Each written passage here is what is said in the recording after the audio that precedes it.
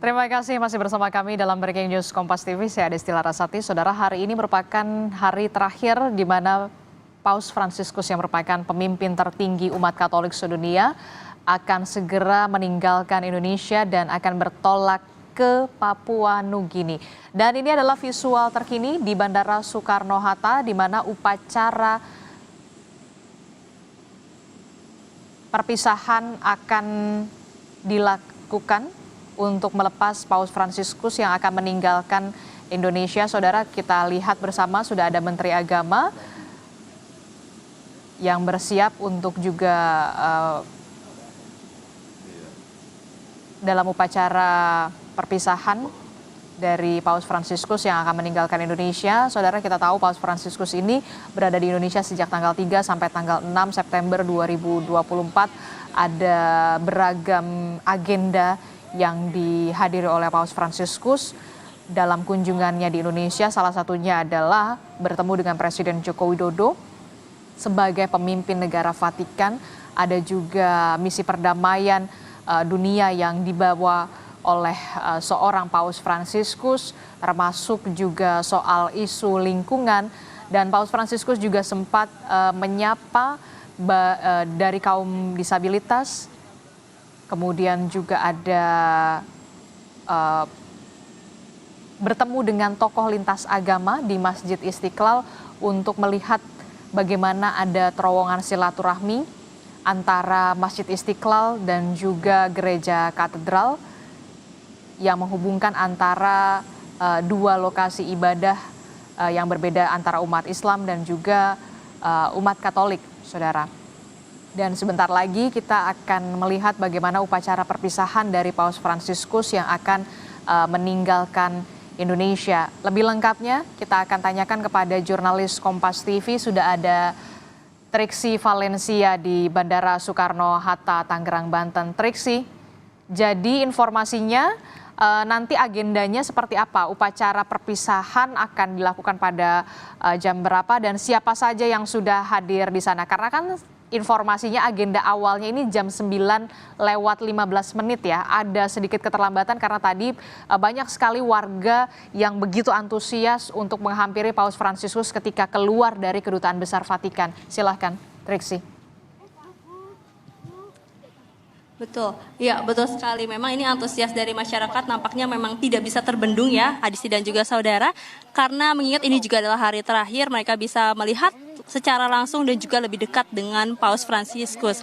Tidak berbeda jauh seperti dengan di tempat-tempat lainnya, seperti misalnya tadi di Kedubes Vatikan. Di Bandara Soekarno-Hatta, sekalipun ini adalah VIP, juga ada beberapa warga yang datang jauh-jauh ke tempat ini untuk bisa melihat. Namun sayangnya memang ada pembatasan karena hanya yang diperbolehkan untuk berada masuk ataupun juga berada di dekat wartawan ini hanya orang-orang yang memiliki ID tertentu. Maka dari itu kalau misalnya saya bisa gambarkan, ceritakan di balik pagar ini sebenarnya ada beberapa masyarakat yang sudah datang dari pagi untuk bisa menunggu dan juga menanti Paus Fransiskus dan juga rombongan pendampingnya lewat di depan mereka. Setidaknya mereka bisa menyapa, meneriakkan yel-yel ataupun juga menyanyikan lagu-lagu yang akan mengantar perjalanan Paus Fransiskus menuju negara berikutnya. Nah, kalau misalnya di Bandara Soekarno-Hatta sendiri di area VIP, betul memang nanti akan ada beberapa orang yang akan melakukan pendampingan ataupun juga yang akan melepas perjalanan Paus Fransiskus dan juga rombongan pendampingnya menuju Papua Nugini. Seperti misalnya yang tertera di undangan ini adalah ada Menteri Agama Yakut Khalil Quomas, lalu kemudian juga ada Dewan Pertimbangan Presiden Republik Indonesia Gandhi Sulistianto, ada Duta Besar Indonesia untuk Tahta Suci Michael Triaskun Cahyono, kemudian juga ada perwakilan dari Vatikan seperti Uskup Agung Jakarta, Kardinal Ignatius Suharyo, Ketua Konferensi Wali Gereja Indonesia, Monsinyur Antonius Subianto, ada Duta Besar Tahta Suci untuk Indonesia, Uskup Piero Piopo, dan juga ada Ketua Panitia Kunjungan Apostolik Paus Fransiskus ke Indonesia yakni Ignatius Jonan. Ada beberapa pihak yang sudah berada di dalam ruang VIP, Adisti dan juga saudara, namun memang kami tidak bisa masuk ke dalam, tapi kami sudah melihat ada beberapa kendaraan yang nampaknya ini adalah berplat khusus, yakni dari orang-orang yang sudah tadi kami sebutkan untuk standby atau menanti kedatangan Paus Fransiskus dan juga rombongannya ke Bandara Soekarno-Hatta. Tadi kalau misalnya kita melihat dari agenda, betul memang pada pukul 9.25 ini sebenarnya diperkirakan atau menjadi jadwal Paus Fransiskus sudah tiba di Bandara Soekarno-Hatta. Tapi memang sampai saat ini pukul 9:55 atau 5 menit lagi menuju pukul 10 waktu Indonesia bagian Barat, memang rombongan dari Paus Fransiskus masih berada di jalan. Atau kalau kami tadi melihat masih ada di dalam jalan tol, tapi melihat estimasi juga tidak akan lama lagi Paus Fransiskus sudah akan tiba di VIP Bandara Soekarno-Hatta.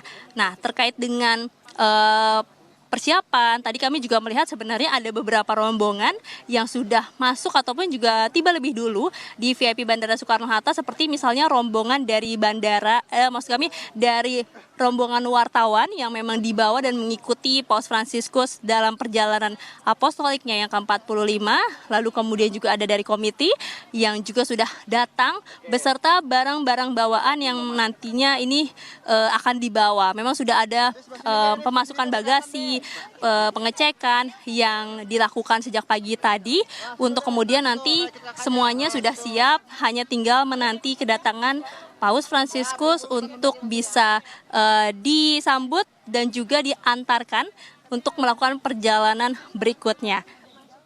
Kalau kita melihat juga dari yang ada di landasan pacu atau misalnya saat ini yang sudah bersiap adalah pesawat komersil milik Garuda. Ini juga menjadi permintaan dari Paus Fransiskus, di mana dalam perjalanan apostoliknya memang sengaja meminta pesawat komersil. Jadi bukan pesawat pribadi ataupun juga pesawat yang memiliki fasilitas yang maksud kami memiliki fasilitas yang seperti first class ataupun juga yang private, yang ini yang tidak diminta oleh Paus Fransiskus, karena sebelumnya ada pesawat jenis lain yang memiliki fasilitas first class dan juga memiliki fasilitas yang lainnya, namun ini ditolak sehingga yang disepakati adalah pesawat jenis Airbus A330-900 Neo. Ini adalah salah satu pesawat milik Garuda yang dimiliki Garuda dan tidak ada modifikasi dan juga tidak ada fasilitas first class. Lagi-lagi kita diperlihatkan bagaimana kesederhanaan dari Paus Fransiskus dalam perjalanan apostoliknya masih terus diterapkan sampai saat ini, bahkan sampai kepulangannya. Nah, Adisti, kalau misalnya terlihat dari layar kaca saat ini mungkin sudah terlihat jelas kalau ada mobil patwal, tapi kita masih harus melihat terlebih dahulu apakah ini adalah mobil yang membawa rombongan dari Paus Fransiskus. Tapi memang sebenarnya kalau sudah melihat dari waktu perjalanannya, mereka sudah tidak jauh lagi dari Bandara Soekarno-Hatta, yang berarti hitungan menit lagi ya akan tiba di Bandara Soekarno-Hatta. Nah, kembali lagi kepada kendaraan ataupun juga pesawat yang akan nanti membawa Paus Fransiskus dalam perjalanannya menuju Papua Nugini. Tadi disampaikan menolak ada fasilitas first class, lalu kemudian juga meminta pesawat komersil yang juga ini sudah dipersiapkan dari tanggal 3 September, kemudian juga sudah dilakukan sterilisasi 2 atau 3 hari sebelumnya, sehingga pesawat pun meskipun tidak ada fasilitas first class, tapi dipastikan ini adalah pesawat yang terbaik, sudah dipersiapkan, memberikan kenyamanan dan juga keamanan dalam membawa Paus Fransiskus dan juga rombongannya menuju ke negara Papua Nugini. Nanti di Papua Nugini akan melakukan lawatan ataupun juga perjalanannya hingga tanggal 9 September. Nanti dilanjutkan ke negara Timor Leste sampai tanggal 11 September. Dan juga terakhir di Singapura sampai tanggal 13 September.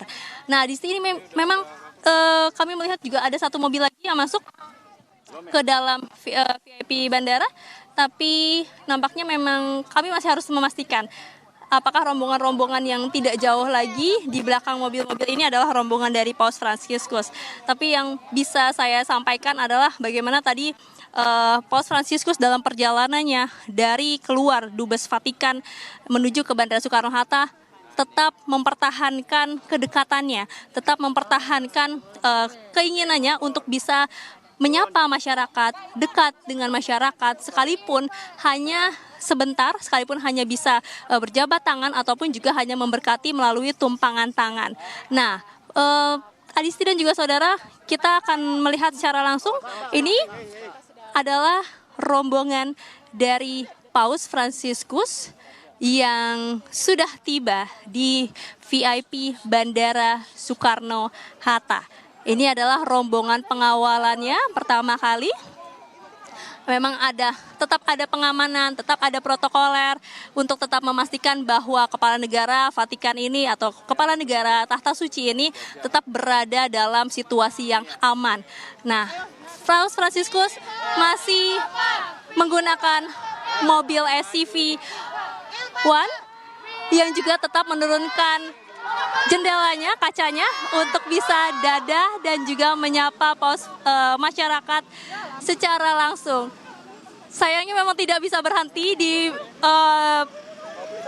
Bandara Soekarno-Hatta ini karena memang kalau kita melihat jadwal sebenarnya sudah harus berangkat pada pukul 9.45, tapi ini sudah pukul 10. Jadi nampaknya memang mereka mengejar juga perjalanan ataupun juga waktu untuk segera take off dan lanjut ke negara Papua Nugini. Tapi tentu sudah terdengar tadi bagaimana antusias dari masyarakat, warga-warga yang sudah datang dari pagi tetap menyapa, tetap memanggil Paus Fransiskus dan juga menyanyikan lagu-lagu untuk mengantarkan Paus Fransiskus melanjutkan perjalanannya ke Papua Nugini. Jadi, Adisti, kita akan menyaksikan bersama-sama Paus Fransiskus bersiap menaiki pesawat dan juga akan melanjutkan perjalanan apostoliknya ke yang ke-45 ke negara berikutnya. Tentu yang di-highlight adalah dan juga yang akan tetap diingat oleh masyarakat Indonesia, bagaimana kesederhanaan, bagaimana toleransi, bagaimana kedekatan dan keramahan dari Paus Fransiskus ini yang akan tinggal menjadi kenangan dan juga menjadi momen bersejarah bagi Indonesia yang sudah bisa menyambut Paus Fransiskus untuk datang ke Indonesia dalam lawatannya atau perjalanan apostoliknya yang ke-45. Baik, terima kasih informasinya jurnalis Kompas TV Triksi Valencia melaporkan langsung dari Bandara Soekarno-Hatta Tangerang, Banten. Dan yang Anda saksikan ini adalah mobil dari Paus Fransiskus yang sudah tiba di landasan Bandara Soekarno-Hatta Tangerang, Banten, saudara. Dan nantinya Paus Fransiskus ini sebentar lagi dalam hitungan menit saja akan meninggalkan Indonesia untuk melakukan kunjungannya ke Papua Nugini, saudara. Yang menarik sekali adalah ini tadi informasi dari Valencia mengatakan bahwa ini merupakan permintaan dari Paus Fransiskus menggunakan hanya pesawat komersil, bukan private jet. Mas Budiman. Ya itu kan konsisten. Ya konsisten sejak beliau memilih nama Francisco, kemiskinan. Kemudian dia menggunakan apa yang ada. Jadi tidak mau naik pesawat-pesawat jet atau apapun juga menggunakan pesawat komersial. Apa yang dirasakan oleh Paus dalam bahasa saya, itulah yang harus dia ingin merasakan kehidupan warga sekitarnya gitu. Sehingga tidak perlu kemudian tampil berbeda, menjadi punya kasta yang lebih tinggi, tapi dia sama. Mungkin Romo Sulis juga bisa menceritakan ketika beliau di Santa Marta tidak mau tinggal di istana, di apartemen biasa. Itu kan konsistensi gitu. Sehingga apa yang dilakukan, apa yang dikatakan, apa yang dikerjakan tuh sesuai gitu loh. Nah, kalau kita kembali domestifikasi di Indonesia, kan beda. Apa yang dikatakan kadang-kadang berubah-ubah, apa yang dilakukan improvisasinya terlalu banyak variabel-variabel yang bisa mengubah sehingga orang tuh bingung ini sebetulnya apa. Tidak mau dispesialkan lah ya, biasa saja, sama seperti manusia biasa. Iya, karena itu kredonya kan dia lebih suka gereja menjadi yang miskin gitu kan. Kalau dalam bahasa kalau kata gereja itu diganti katakanlah, pemerintah itu menjadi bagian dari masyarakat, kampus menjadi bagian masyarakat. Sehingga semuanya terdedikasikan untuk kepentingan publik yang lebih luas ya. Nah itu kan Paus sedang bersalaman dengan Menteri Agama ya, Menteri Agama untuk menuju, saya tidak tahu berbicara apa, apakah juga akan menyampaikan pesan-pesan yang sama yang disampaikan secara khusus kepada Menteri Agama, kita juga tidak tahu, tidak terdengar, tapi itu sesuatu yang penting ya sebelum meninggalkan tanah air menuju kepada ke Port Moresby gitu. Tapi harapannya sih pesan-pesan itu akan tetap, karena itu pesan universal ya, tetap bisa akan berlaku dan sejauh mana akan itu bisa mengubah perilaku elit politik gitu, mengubah perilaku kita semua. Dan juga syukur-syukur kalau bisa mengubah perilaku kebijakan dari pemerintah agar punya afirmasi terhadap kelompok-kelompok yang termarginalkan gitu, tanpa harus kemudian menurunkan kelompok-kelompok yang lebih beruntung dari itu semua. Gitu. Oke. Banyak sekali pesan yang dicontohkan dari seorang Paus Fransiskus di Indonesia selain soal kesederhanaan, tapi juga soal bagaimana tidak ada jarak di antara Paus Fransiskus dan juga warga. Termasuk juga kita lihat bersama bahkan pesawat yang digunakan oleh seorang Paus Fransiskus yang merupakan pemimpin tertinggi dari umat Katolik sedunia. Ini menggunakan pesawat komersial Garuda Indonesia, bukan private jet.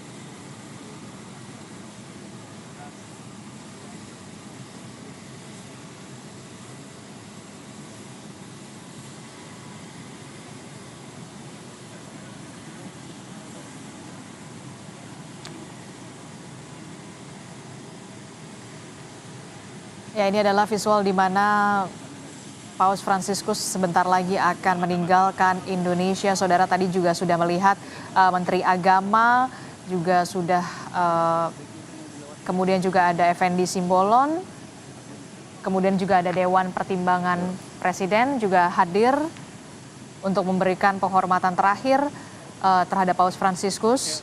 Akan meninggalkan Indonesia, saudara, untuk melanjutkan kunjungannya ke Papua Nugini. Ini adalah ucapan perpisahan dari seorang Paus Fransiskus kepada sejumlah pejabat yang sudah hadir di landasan Bandara Soekarno-Hatta untuk nantinya akan meninggalkan Indonesia dan akan bertolak menuju ke Papua Nugini untuk melanjutkan kunjungan apostolik atau perjalanan apostolik dari seorang Paus Fransiskus, saudara.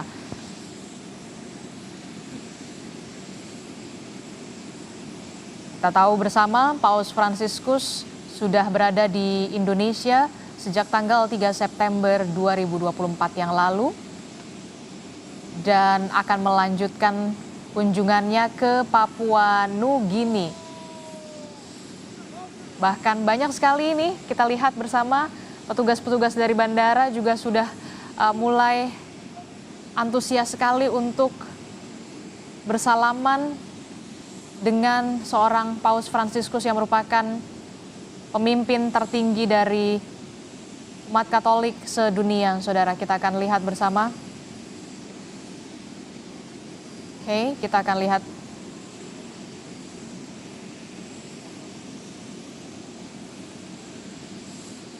Ini merupakan sejarah, kita tidak pernah tahu nanti akan terulang lagi berapa puluh tahun lagi, Romo. Seorang pemimpin umat Katolik sedunia bisa kembali lagi ke Indonesia, tapi jangan sampai pesannya masih sama ya, harus ada yang lebih baik, perkembangan yang lebih baik, Romo. Kalau 35 tahun lagi usia saya 95 tahun, kayaknya nggak nyampe ke situ. Apalagi usia warga Indonesia ya kan, dengan adanya polusi yang sekarang ada di Jakarta dan juga bagaimana? Ya, Paus dengan genuinitasnya tadi, kesederhanaannya. Saya melihat Paus pertama-tama putra Argentina ya, dan di Argentina dia belajar banyak hal. Tentang kemiskinan, tentang ketidakadilan sosial, teologi pembebasan juga lahir dari sana. Bahkan gereja Katolik juga terbelah antara kaya dan miskin, itu fakta. Yes. Dan dari situ hatinya pasti sudah terlatih. Bagaimana saya harus bersikap sebagai rohaniwan, sebagai pemimpin tertinggi. Tadi sempat dikatakan kan, jangan lupakan orang miskin. Itu adalah pergulatan beliau yang sepanjang hidup. Maka ketika kemana-mana pergi ke Indonesia itu ya, Indonesia dengan Argentina ya nggak jauh-jauh beda ya. Nah, termasuk negara yang berkembang begitu. Nah harapannya tadi, oh ya satu dulu, kita tetap bagaimanapun juga berterima kasih keadaannya aman ya. Aman, terima kasih kepada pemerintah yang mau berangkat. Terus, TNI dan juga Polri juga ya, suka juga bertugas selama 3 hari ini. Saya tahu betul ini merupakan kerja keras semua dari TNI dan juga Polri untuk bisa wartawan juga kerja keras loh. Pakai lembur-lembur segala. Oke. Ya. Nah, apa namanya? Ya kita berterima kasih lah kepada pemerintah Indonesia yang sungguh mengusahakan kenyamanan untuk Paus. Nah, Paus sendiri sudah meninggalkan banyak pesan-pesan bersama juga tentu saja dengan kesederhanaan bersama dengan Imam Besar Masjid Istiqlal, Nasaruddin Umar. Dan bahkan momennya juga terlihat luar biasa ya. Imam Besar Nasaruddin Umar mencium kening dari Paus Fransiskus dibalas dengan cium tangan begitu ya. Itu uskup sama kardinal nggak berani loh itu. Nyium keningnya Paus. Bercanda ya ini ya. Karena kedekatan ya luar biasa. Nah, ini menjadi contoh kan, tidak ada jarak sebenarnya. Tidak ada ya, ketulusan itu. Ketulusan, genuinitas. Nah, saya ingat ya, tadi ada banyak PR ya. Kekaisaran Romawi itu ada adagium, panis et circenses. Kalau rakyat nggak ingin berontak, belikanlah panis roti, et dan circenses hiburan. Sesederhana itu cara pikirnya Imperium Romanum. Nah, harapan kita masyarakat yang dengan 21,8 yang stunting itu kan mengerikan. Kita itu diberi berkah yang luar biasa oleh Tuhan yang subur. Apa benar ya misalnya garam saja impor. Kita archipelago terbesar ya, dengan garis pantai nomor 2. Oke, kita akan lihat bagaimana Romo, Paus Fransiskus akan naiki pesawat dari pesawat komersil milik Garuda Indonesia. Sebentar lagi kita akan lihat bagaimana Paus Fransiskus akan meninggalkan Indonesia. Tentu saja banyak pesan yang disampaikan selama kunjungan Paus Fransiskus ke Indonesia tanggal 3 sampai 6 September 2024 dan ini hari terakhir.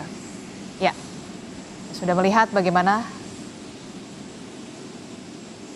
Paus Fransiskus akan memasuki pesawat komersil milik Garuda Indonesia dan meninggalkan Indonesia setelah sejumlah agenda dalam kunjungan Paus Fransiskus di Indonesia sejak tanggal 3 sampai tanggal 6 September, mulai dari bertemu dengan Presiden Joko Widodo sebagai pemimpin negara Vatikan, kemudian juga menghadiri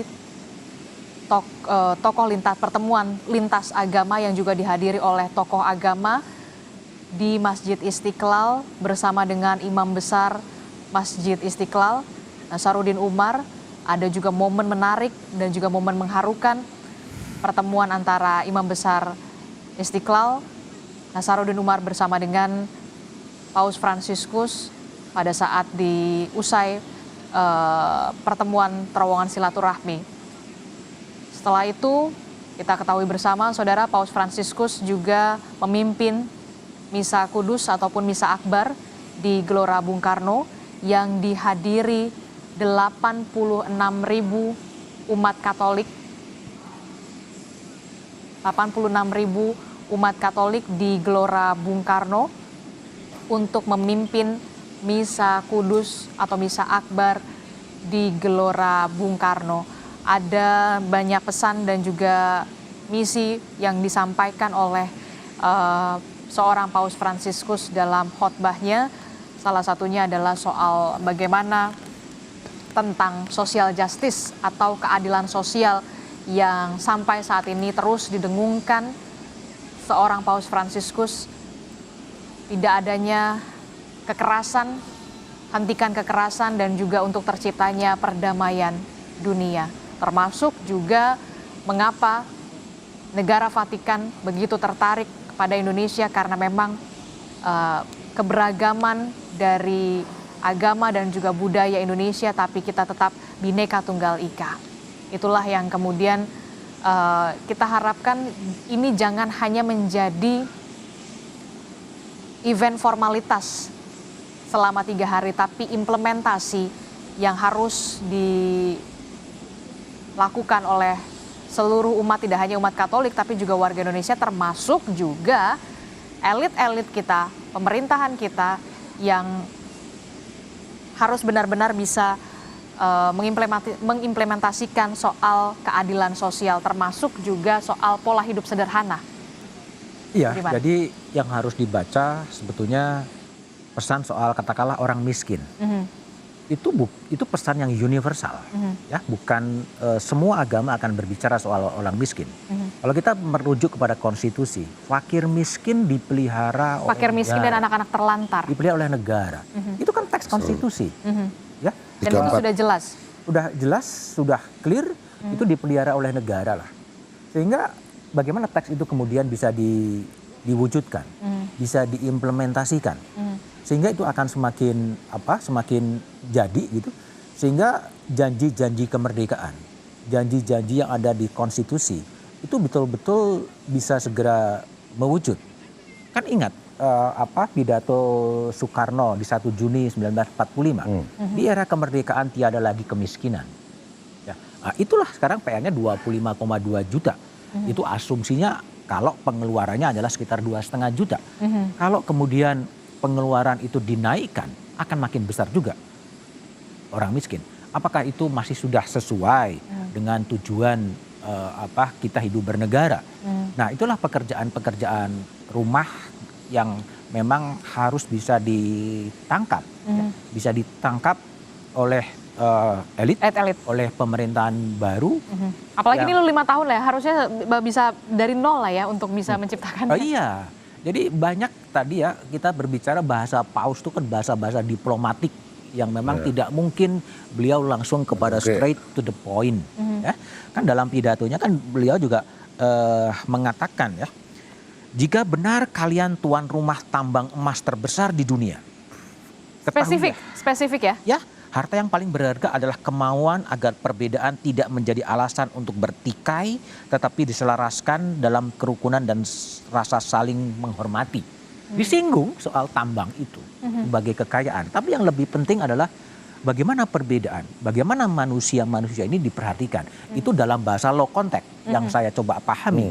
Nah, itu semangat-semangat itulah yang menjadi pekerjaan rumah. Sehingga show tontonan 70 jam dari paus melalui berbagai media sosial, itu kan luar biasa. Dan seharusnya itu menjadi refleksi, ya, refleksi bagi kita semua. Dan paus clear ya, menyukakan bagi kewajiban manusia yang bekerja di bidang politik, ya, untuk betul-betul mengawal ini semua, mengawal kemajemukan, mengawal kemaslahatan bersama, mengawal ketimpangan, mengawal hak asasi manusia untuk betul-betul diwujudkan. Spesifik pesan itu disampaikan kepada orang-orang yang bekerja di wilayah politik. Nah, itu yang harus terus diingatkan, menjadi early warning system. Ya, early warning, mengingatkan bahwa akan ada bahaya kalau gap kemiskinan itu kemudian dibiarkan. Karena keadilan sosial itu kan sebenarnya akan mewujud pada sebuah perdamaian. Agak susah mewujudkan sebuah perdamaian tanpa ada social justice.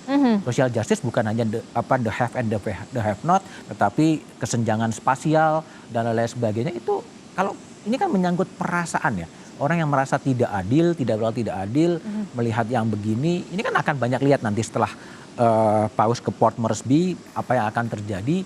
Lu juga akan lihat, oh udah kembali lagi. Adisti, saya ingat refleksi COVID ya. COVID 2 tahun menerpa Indonesia. Ya, orang betul-betul terpukul dengan COVID. COVID sekarang kembali sudah relatif selesai. Apa yang bisa dipelajari dari COVID? Perilakunya tetap sama saja. Tidak ada sesuatu yang diperbaiki. ya kan? Kesadaran hidup juga sama saja.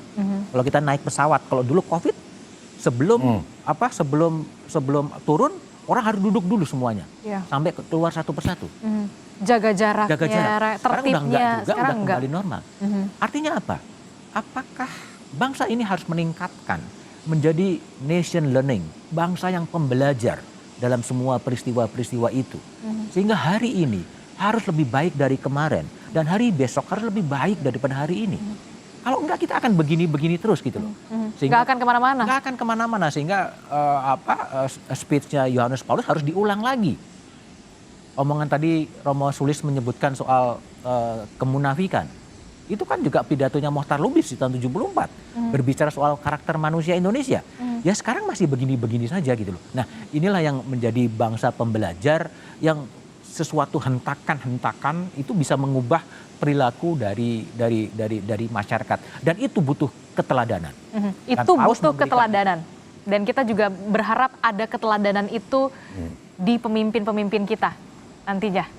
Romo. Jelas dong. Pemimpin disumpah untuk melayani masyarakat. Pemimpin jadi begini. Kita menyebut pemimpin secara spesifik politisi ya. Negara ini hancur apa tidak bergantung politik. Pada pemimpinnya. Agama benar apa tidak tergantung pada tergantung politik. Ya kan. Pendidikan baik apa tidak. Jadi sebetulnya tugas politisi itu tugas yang sangat luhur. Ya, sangat luhur. Paus juga menyebut itu. Cuman kita telah belajar juga seolah-olah politik itu perkara busuk, akal-akalan dan sebagainya. Nah, harus kita kembalikan kepada martabat yang sangat mulia. Bagaimana kaum politisi itu betul-betul melayani masyarakat yang dengan istilah bonum commune itu.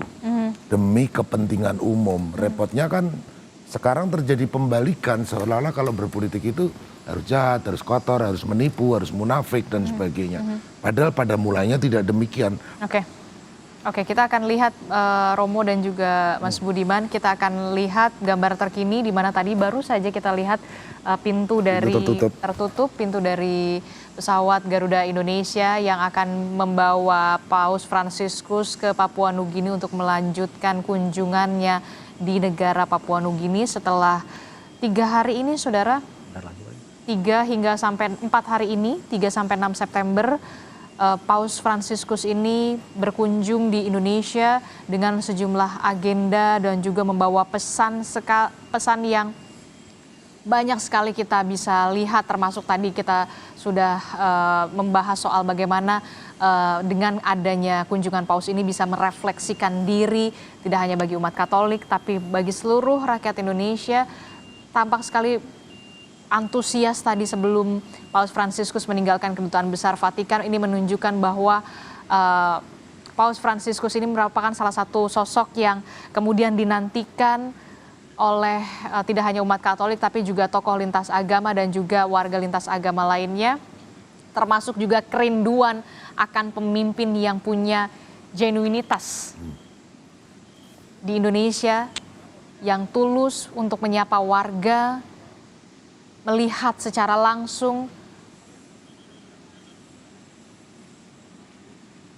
dan kita akan melihat sebentar lagi, saudara, sosok Paus Fransiskus akan meninggalkan Indonesia dan akan bertolak ke Papua Nugini. Permintaan yang diajukan oleh Paus Fransiskus adalah menggunakan pesawat komersil. Pesawat komersil, bukan private jet. Bahkan ini adalah menggunakan pesawat Garuda Indonesia yang akan membawa Paus Fransiskus menuju ke Port of Moresby di Papua Nugini. Saudara, sebelumnya juga Paus Fransiskus juga dari Italia ke Indonesia juga menggunakan pesawat komersil yang dicharter, saudara. Dan ini menunjukkan bagaimana kesederhanaan dari seorang Paus Fransiskus dan tidak ingin dispesialkan, begitu ya, ingin dispesialkan dalam kunjungannya, termasuk juga bagaimana kita melihat pada saat Paus Fransiskus selama kunjungannya di Indonesia menggunakan kendaraan berwarna putih, hanya SUV, begitu, dan selalu membuka kaca jendela mobilnya, bahkan duduk di bagian depan Dan kita tentu saja patut bersuka cita dan juga berbangga dan berbahagia seorang Paus Fransiskus mau berkunjung ke Indonesia. Begitu ya, bahkan banyak sekali anak-anak, bayi, anak-anak berkebutuhan khusus. Ya. Dan apa ya, Paus Fransiskus Smiling Pope gitu ya, kita melihat secara langsung bagaimana ketulusan dari seorang Paus Fransiskus. Ya. Termasuk di misa kemarin ya. Di misa kemarin dengan ya, umurnya sudah 87 ya, sudah tidak muda lagi. Lalu ada sakit di mana kaki juga. Tapi dengan segenap upaya mencoba menganimasi masyarakat yang lama tidak mendapatkan kunjungan ke Paus itu sesuatu yang luar biasa. Kita berharap juga Paus ini nanti masih ada 3 negara ya. Iya, ada 3 negara. Tetap sehat. Kita mendoakan terus semoga tetap sehat. Nanti masyarakat di Papua, umat Katolik, umat pada umumnya juga mendapatkan berkah pesan tersendiri dari Papua kemudian ke Timor Leste atau Timor Leste ya. Singapura. Mantan saudara kita. Baru kemudian ke Singapura pasti dengan pesan itu. Kembali ke Indonesia, saya mau menyinggung sedikit tadi boleh ya? Boleh dong. Ya, jadi tadi soal Panis-Centes ya. Rakyat sederhana itu ya sederhana kok pemikirannya. Masyarakat sederhana itu butuh makan dan merasa nyaman. Faktanya di Indonesia mencukupi beras saja masih swasembada. Kedelai makanan rakyat itu ada lagunya di Jawa. Tahu, tempe, impornya berapa persen itu. Garam saja impor. Ini masalah impor mengimpor ini ada apa? Kok sampai sangat senang mengimpor? Itu artinya bagaimana kemudian pemerintah juga harus bisa mengupayakan kesejahteraan kepada rakyat. Itulah yang kemudian mungkin bisa kita impor ya, makanan tercukupi. Tapi kan itu bahaya. Kayak kemarin misalnya pada masa pandemi. Semua butuh sustainability di masing negara. Nah, salah satu usaha yang paling pokok itu jangan lupakan pertanian. Oke. Dan itulah yang kemudian juga bisa kita lihat bagaimana kesederhanaan dan juga kesahajaan dari seorang Paus Fransiskus ya.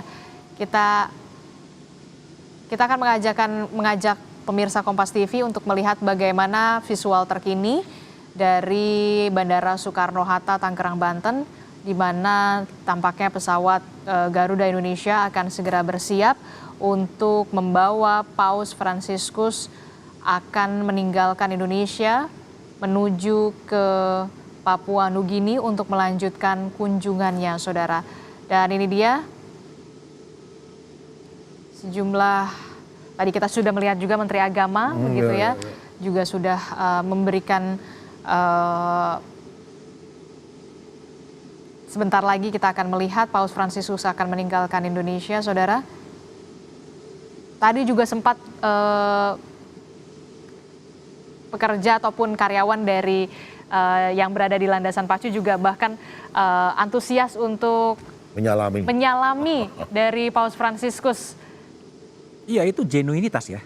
Jadi ya kadang-kadang dia melihat, dipanggil, diberkatin gitu kan, itu kan sikap-sikap yang genuine gitu. Sehingga ya itulah sosok dari Paus Fransiskus yang saya pahami ya.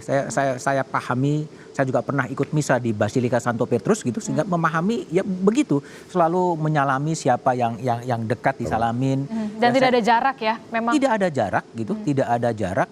Dan saya juga agak menarik ketika percakapan dengan salah seorang wartawan yang menanyakan soal di penerbangan dari Italia ke Jakarta, pandangan dari Paus Fransiskus soal imigran dan refugee gitu kan. Dia mengatakan imigran dan refugee selalu ada pada diri saya gitu. Itu kan menunjukkan sebuah komitmen yang luar biasa gitu. Orang-orang yang dieksklud oleh negara justru ada pada diri dia. Itu adalah simbol humanisme, simbol kemanusiaan yang lintas batas, yang tidak pernah dipahami oleh kepentingan-kepentingan negara, apalagi kepentingan-kepentingan politik. Nah, inilah yang menjadi sosok yang penting. Sudah akan sudah bergerak. Iya, kita akan lihat bagaimana yang hadir di landasan pacu juga sudah melambaikan tangan ucapan perpisahan kepada Paus Fransiskus yang segera meninggalkan Indonesia, saudara.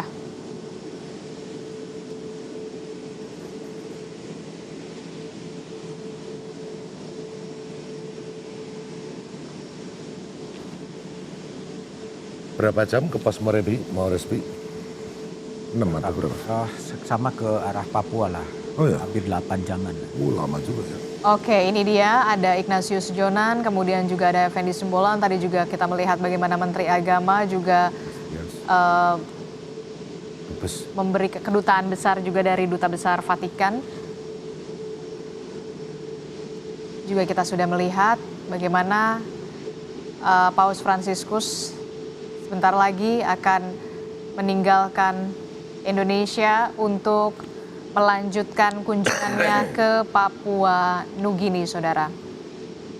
Tentu ini akan dicatat dalam sejarah, baik itu sejarah Indonesia dan juga dunia, bahwa seorang Paus Fransiskus pernah menginjakan kakinya ke bumi Pancasila, Bhinneka Tunggal Ika, membawa berbagai macam pesan dan juga misi soal toleransi beragama, keadilan sosial, hentikan tindakan kekerasan, dan perdamaian bisa segera tercipta jika adanya atau jika terciptanya keadilan sosial.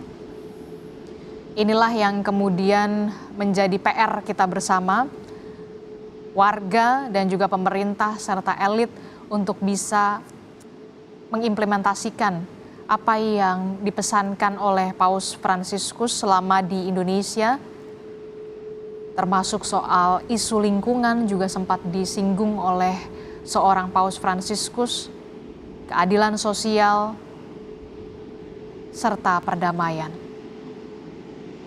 Keadilan sosial tidak akan pernah tercipta, saudara, dan toleransi beragama inilah yang kemudian tetap harus bisa kita ciptakan dan juga upayakan di negeri Indonesia ini. Kita sama-sama saksikan bersama detik-detik Mas Budiman. Ya, artinya tetap kita harus terima kasih.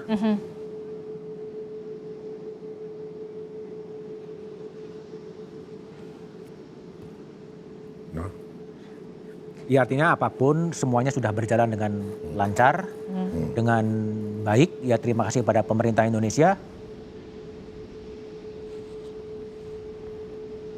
Ya, yang telah mengusahakan banyak untuk Paus, mengusahakan banyak untuk gereja, ada persahabatan dari dua negara, dan tentu saja pesan-pesan dari Pak Jokowi juga nyambut. Bapak Nasaruddin Umar, imam besar masjid, juga memberi poin-poin, dan Paus memberikan banyak poin. Itu berarti sekali lagi itu PR untuk kita sebagai bangsa yang besar. Sebagai bangsa yang besar, archipelago nomor 1 atau nomor 2, itu luar biasa, kekayaan sudah banyak disebut. Cuman kita juga punya masalah yang sangat besar sebagai bangsa. Dan kalau tadi jangan sampai stuck. Saya hanya mau mengutip kata-kata Bung Karno, jas merah. Karena kalau bangsa yang tidak belajar dari sejarah, ya kita akan jatuh kepada pengalaman yang sama, itu lagi. Misalnya pada zaman Soeharto, itu menggunakan teori Rostow, teori pembangunan, tinggal landas dan sebagainya. Dibikin GBHN dan seterusnya. GBHN ada. Nah, sekarang pemerintah mencoba membuat ada tujuan 2045 ya. Kita kembali lagi melihat bagaimana visual terkini di mana pesawat Garuda Indonesia yang akan membawa Paus Fransiskus melanjutkan lawatannya atau kunjungannya ke Papua Nugini ini akan lepas landas, saudara.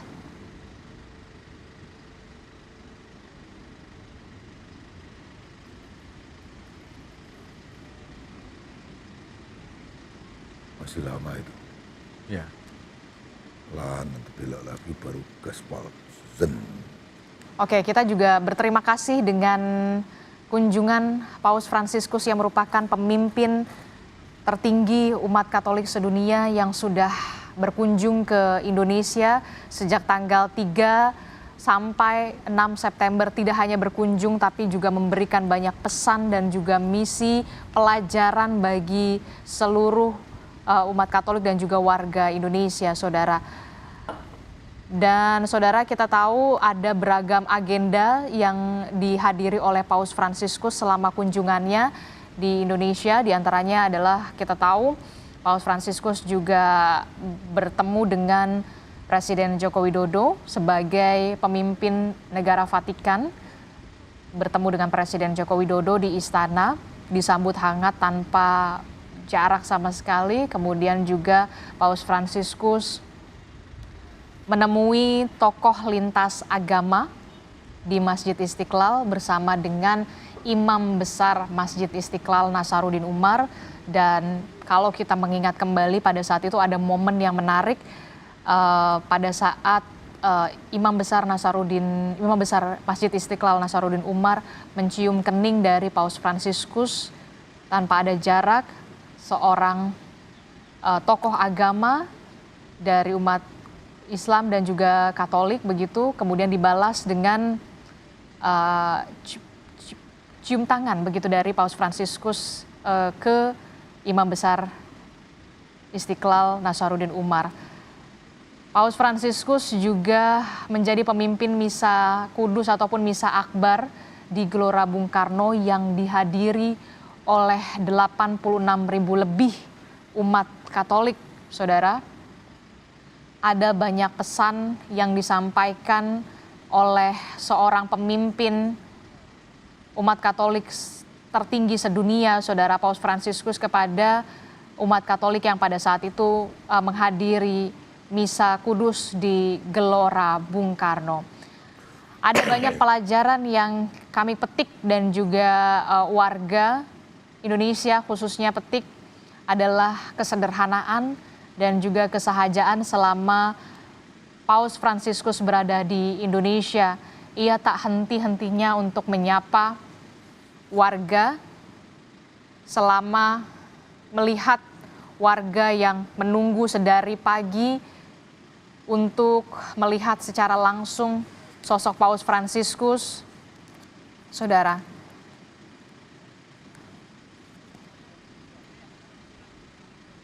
Dan nantinya saudara, Paus Fransiskus ini akan melanjutkan kunjungannya ke Papua Nugini setelah berkunjung ke Indonesia, saudara. Kita sudah melihat bagaimana cukup mengharukan ya, Mas Budiman, selama mengharukan berhari sekali ini. ya. Dan saya juga ketika berada di lapangan, saya juga bertemu dengan teman-teman di kepolisian, ya, teman-teman di TNI, teman-teman di Detasemen Khusus, ya, yang betul-betul bagaimana mengelola itu dengan, pada satu sisi memang ada kedekatan Paus dengan masyarakat, tetapi juga harus ada aspek security yang dipertimbangkan. Itu tentunya apresiasi harus diberikan kepada teman-teman aparat keamanan selain pemerintah secara keseluruhan, yang bisa menjaga agar kedekatannya tetap bisa dilakukan, kehangatannya bisa bisa dirasakan, tetapi aspek security yang betul-betul saya berkomunikasi dengan teman-teman yang betul-betul tidak tidur dia menyiapkan bagaimana, terutama di tempat, karena memang ya dari sisi pemilihan mobil, ya itu pun sudah rumit, ya, tidak mau dengan mobil anti peluru dan lain sebagainya. Ya, hingga memilih yang dipakai oleh rakyat Indonesia. Ketika kemudian pakai mobil maung gitu kan, tidak juga kemudian menggunakan hal-hal yang sangat berisiko tinggi. Ini kerumitan-kerumitan tersendiri, dan justru itulah kita harus bisa belajar betul dengan genuinitas itu sendiri gitu ya. Ini yang menjadi sangat-sangat penting, dan saya pribadi sih menjadi penting karena apa yang disampaikan oleh Paus itu semacam devil advocate ya bagi saya dan atau bagi siapapun, untuk melihat kembali apakah yang jalan-jalan yang kita sudah tempuh itu adalah jalan-jalan yang benar, ya. Apakah jalan-jalan yang kita perlu berhenti sejenak, melakukan retret gitu, melakukan tadi Romo Sulis mengatakan eksamen politik untuk memeriksa lagi apa yang sudah kita kerjakan, baik itu masyarakat, baik itu gereja, baik itu pemerintah, baik itu polisi, siapapun, untuk melihat, duduk sejenak melihat apa, sampai di mana kemudian perjalanan bangsa ini menuju tujuan bernegara seperti yang ada di konstitusi. Nah, itu yang menjadi momen penting. Saya selalu merefleksikan apapun peristiwa itu kepada di mana kita berada ini sebetulnya. Apakah keteladanan sudah menjadi satu hal yang penting? Apakah kesederhanaan itu sudah diterapkan? Apakah berbela rasa itu sudah betul-betul dijalankan? Ketika kita melihat kiri kanan seperti ini, apakah kita tega untuk melakukan flexing yang seperti itu? Apakah kita sudah satunya kata dan perbuatan? Kata, jangan-jangan kata dan perbuatan, kata dan kata. Hari ini A, besok sudah B, besok sudah C lagi. Tergantung pada situasi. Ini adalah moment of truth, ya, sebuah momen untuk merefleksikan bagaimana apa yang harusnya bisa dikerjakan dan ditarik pesan benang merah dari kunjungan dari Paus. Itu yang bagi saya sangat penting sekarang. Ada banyak pesan yang begitu mengena sekali, dekat sekali yang disampaikan oleh Paus Fransiskus selama kunjungannya di Indonesia. Jangan sampai kunjungan ini hanya diibaratkan seperti kembang api. Pada saat bagus, indah dilihat, tapi setelah itu kita tidak bisa mengimplementasikannya. Itulah yang kita harapkan terus berjalan pesan dari Paus Fransiskus. Kita akan jeda dulu sejenak, tetaplah bersama kami dalam Breaking News Kompas TV, saudara.